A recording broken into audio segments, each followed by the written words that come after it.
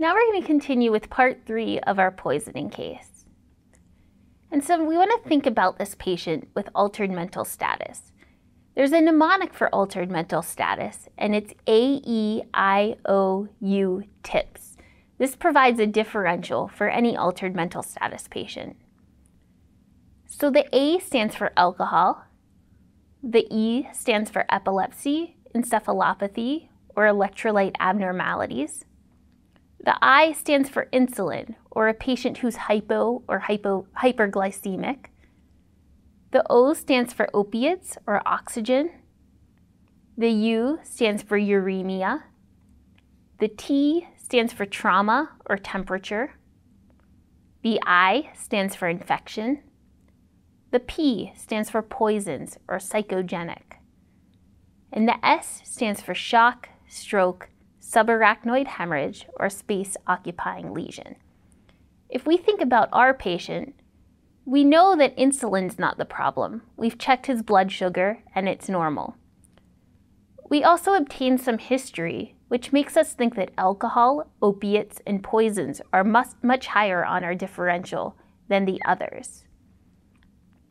Now let's think about toxidromes. So in a poisoning patient, it's important to do a physical exam to note any specific toxidromes.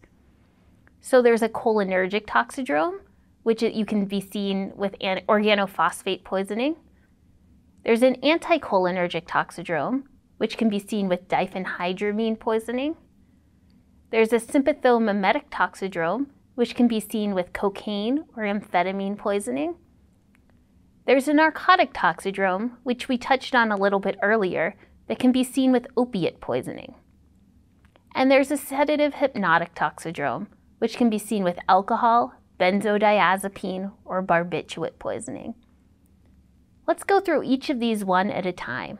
So let's talk about cholinergic poisoning and the cholinergic toxidrome. There's a mnemonic for this, dumbbells. The D stands for diarrhea, diaphoresis. The U, urination. These patients are incontinent of urine. The M, meiosis. The B, bradycardia, bronchorrhea, bronchospasm. They're making lots of secretions from their respiratory tract. The E, emesis. The L, lacrimation or tearing. The S, salivation. And so if we think about the physical exam findings that are important in every toxicology patient, we have vital signs that show bradycardia, pupil exam, part of the neuroexam, which shows meiosis or constricted pupils, a skin exam that shows diaphoresis and lacrimation, an odor exam that smells like garlic, and a GI exam and GU exam, which shows diarrhea, urination, salivation, and emesis. These translate again into the physical exam findings important in poisoning patients. Now let's talk about anticholinergic toxicity. This is the opposite of cholinergic toxicity. These patients, there's another mnemonic, sort of a riddle that we use to describe them. They're blind as a bat or have dilated pupils. They're mad as a hatter or delirious. They're red as a beet. They have flushed red skin. They're hot as a hare. They're hyperthermic. They're dry as a bone. Their skin's very dry to the touch. And their bowel and bladder lose their tone. They have urinary retention and decreased bowel sounds.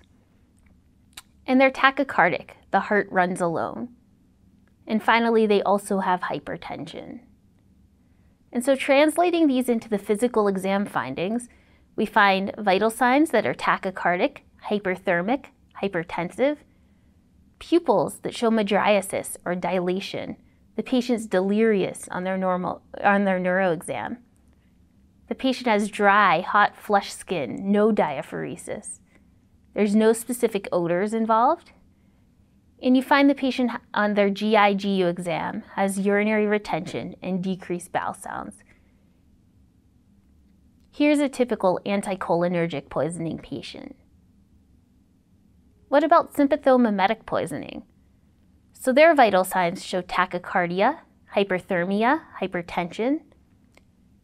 Their pupil and neuroexam shows mydriasis or dilated pupils. Their skin exam shows wet skin or diaphoresis.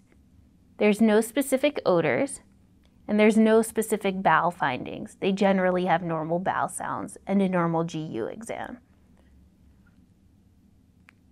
And so if you think about anticholinergic and sympathomimetic poisoning, they're very similar. There's only a few exam findings that differentiate the two.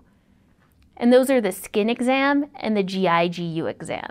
In a patient with anticholinergic poisoning, their skin is dry and flushed, while in a patient with sympathomimetic poisoning, their skin is wet and diaphoretic. In a patient with anticholinergic poisoning, their GI-GU exam shows decreased bowel sounds and urinary retention. In sympathomimetic poisoning, the GI-GU exam shows normal bowel sounds. And finally, let's talk about narcotic poisoning. So the Toxidrome for narcotic poisoning we spoke about a little bit earlier. Their vital signs show bradycardia, respiratory depression, hypotension. They have constricted or pinpoint pupils, miosis, and they're generally comatose and unresponsive. They generally can sometimes have track marks indicating IV drug use or IV heroin use. And there's no specific odors involved and no specific GI or GU findings. And sedative-hypnotic toxidromes can be somewhat similar. They also have hypotension and respiratory depression, but they tend to have mydriasis or dilated pupils. If they're awake, they are often ataxic or they can be sedated. Their skin's usually normal. If they've been drinking alcohol, you might smell alcohol on their breath. And their GI-GU exam is generally unremarkable as well. And so let's think about our patient. We evaluated his vital signs. We know he's bradycardic, hypotensive, has respiratory depression. His neuroexam, he had a coma, was unresponsive. His pupil exam showed miosis or pinpoint pupils. His skin exam was unremarkable. There were no specific odors. And his GI-GU exam showed normal bowel sounds and no evidence of body packing. If we take note of the abnormal exam findings and combine them with what we know about the patient's history, we know he took Ativan or lorazepam, which is a sedative-hypnotic. We know he took oxycodone plus acetaminophen, a pain medication that is our narcotic, plus acetaminophen or Tylenol. We know he also took oxycodone itself, which is a narcotic. And we know he was drinking alcohol, which was a sedative-hypnotic.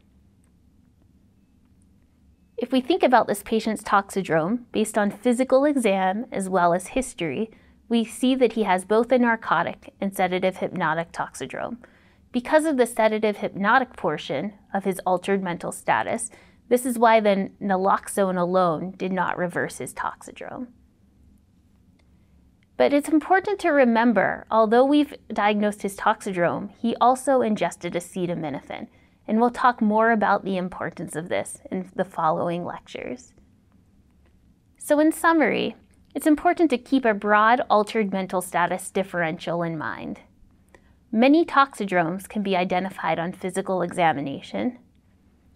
The vital signs, the neuroexam, the pupil exam, the skin exam, and the GI-GU exam, which we talked about in the last lecture, are important to help you differentiate the various toxidromes. Sympathomimetic and anticholinergic toxidromes can be very similar, and you can differentiate these by skin exam and by GI-GU exam.